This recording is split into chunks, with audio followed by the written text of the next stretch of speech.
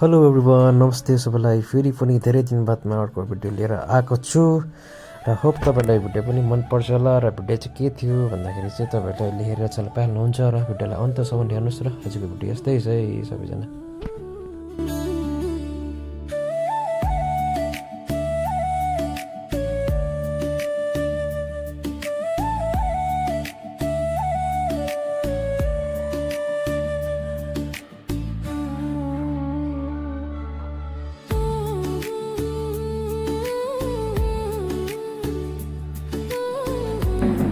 उच्चतम माध्यमिक विद्यालयद्वारा आयोजित आजको विदाय समारोहमा उपस्थित भर्खर मात्र केही लामो समयसम्मको उच्चतम माध्यमिक विद्यालयमा शिक्षा प्रदान गरे बापत रिटायरमेन्टको दिन पनि आउँछ सबैको है। त्यो प्रकारको दिन रिटायरमेन्टको दिन हाम्रो कमल प्रकाश सरको आएको है र कतिपय व्यस्तताको कारणले गर्दा उहाँको स्वयं पनि घरमा विसर्जनको कारणले गर्दाखेरि हामीले यो विदाय समारोहलाई केही विलम्ब गरेर प्रतिनिधित्व गरेका थियौँ र सोही यो बमोजिम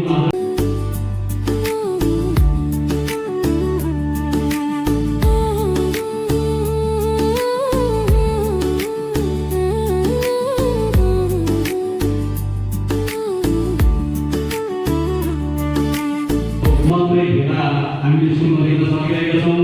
यसै सन्दर्भमा म दुईजना सिनियर शिक्षकहरू सदस्य श्रीमान गुरुज्यू तथा रोशन छेत्रीज्यूलाई पनि यस विदाय समारोहमा राखिएको यो चौकीमा आफ्नो आसन ग्रहण गरेर म विशेष अनुरोध राख्न चाहन्छु र सबैको ध्यान आकर्षण गर्दै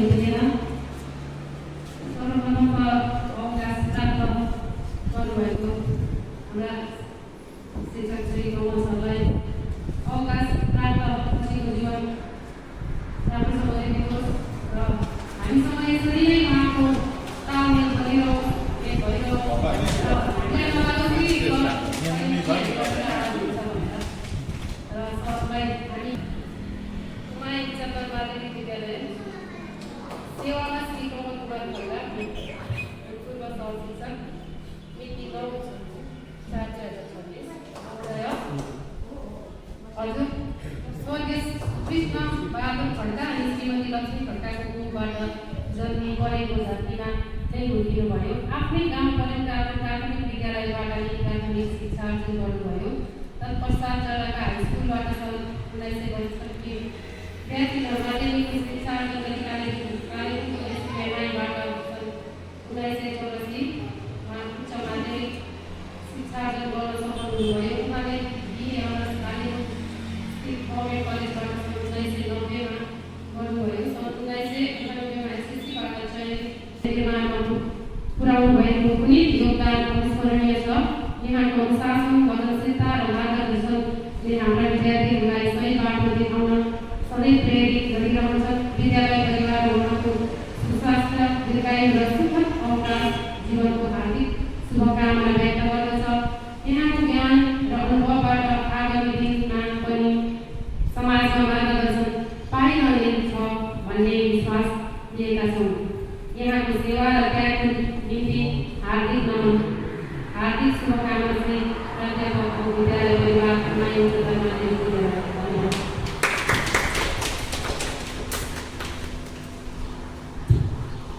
संगठन निम्ति शिक्षिका मैडम कमललाई धन्यवाद दिँदै म भने यो सम्बर्धना पत्र प्रदान गरिदिनु माया उच्चतर माध्यमिक विद्यालयका शिक्षा प्रभारी सदस्य प्रेम मात्रलाई म निमन्त्रण गर्दछु।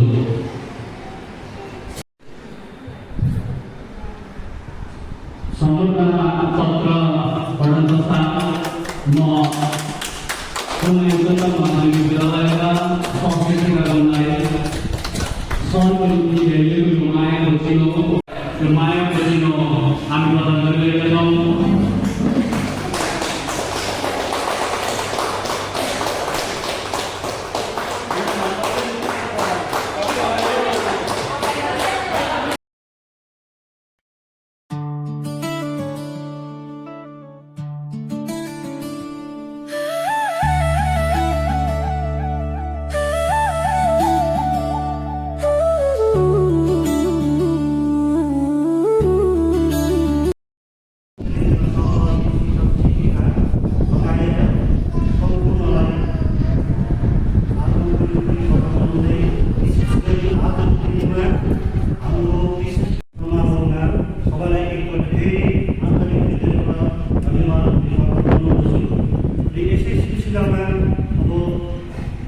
भन्नुपर्दा विशेष गरी शिक्षा भन्ने यस्तो कुरो हो जसले आफू जलेर अरूलाई प्रकाश दिन्छ, ज्ञानको ज्योति बाल्छ भनिन्छ।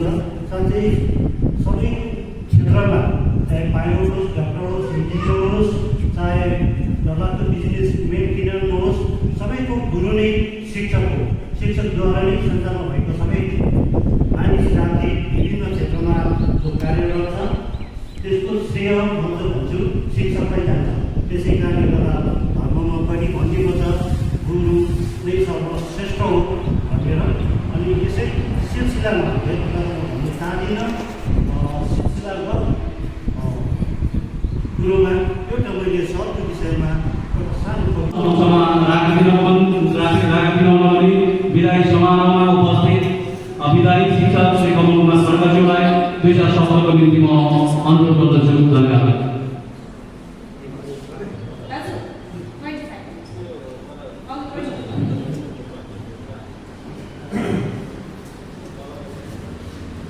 सम्माननीय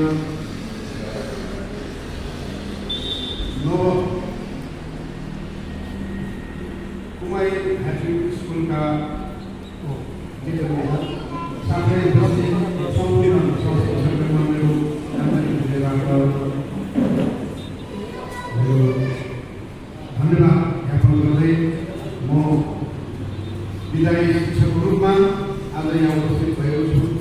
आजसम्म त मलाई विदा भए स्कुलबाट पनि सिकेँ, स्कुलबाट मैले अवकाश ग्रहण गरेँ भन्ने कुराको किञ्चित मात्र पनि मलाई त्यो मनमा लाग्दैन। म स्कुल जान्छु होला, किनभने म छुट्टीमै विदायी भएको कारणले गर्दाखेरि स्कुल लाग्छ म फेरि जान्छु, स्कुल लाग्छ म फेरि जान्छु भन्ने एउटा स्कुल जाने ताकमै मेरो मन बसिरहेको छ। तर आज चाहिँ मलाई पक्का म विदायी भएछु भनेर चाहिँ अनुभव भयो।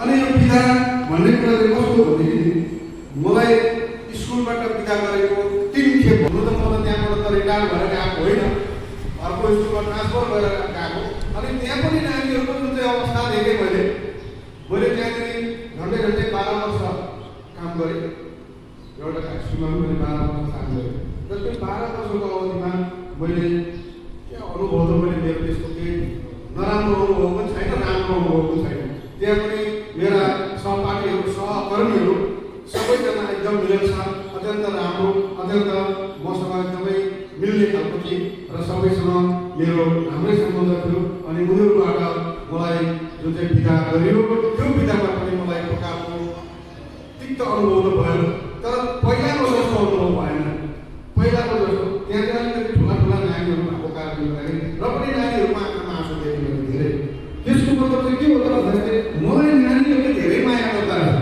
भन्ने कुरो चाहिँ याद भयो र अहिले चाहिँ अब यस्तो भयो स्कुलबाट कहिले बिदा भयो केटाकेटीलाई थाहा छैन हो सर घिना आउँदैन कतिजना त सोचिरहेको अस्ति मलाई एउटाले भेटाएको थियो कुमाईमा म मन लाग्यो अवश्य बोलाउनेछु तर यो भाषण गर्न अब लामो नजाउँदा है समस्याको विषयमा तपाईँ सबैलाई थाहा छ तपाईँले सबैले हामीले उहाँसँगको 9-10 वर्ष बिताएको छौँ र सबै कुरालाई म मेरो विशेष गरेर सहशिक्षिका गर्नुको पक्षबाट पनि कसैलाई 2-4 शब्द कार्यक्रम यदि छैन भने म यो सम्बन्धना कार्यक्रमलाई यो विधायी समारोहलाई यही अन्त गर्दै अब भने हो विधायीको छलो एउटा भावुक छलो कुनाकुन्दमा विद्यालयले एउटा अति असल शिक्षक अब फेरि स्कुलमा पाउँदैन नानीहरूले उहाँकोबाट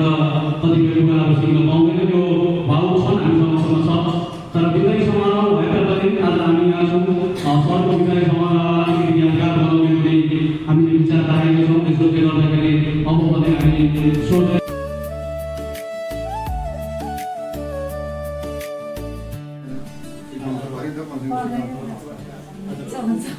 कुनै उच्चतर विद्यालयको है हाम्रो वरिष्ठ शिक्षक श्री कमल कुमार खड्काको है विजय समारोहको दिन हामीले उहाँ नगरगटामा हामीले प्रोग्राम अर्गनाइज गरे तापनि उहाँको श्रीमती है उपस्थित हुन सक्नु भएन यद्यपि हामी घरमै आएर उहाँ श्रीमती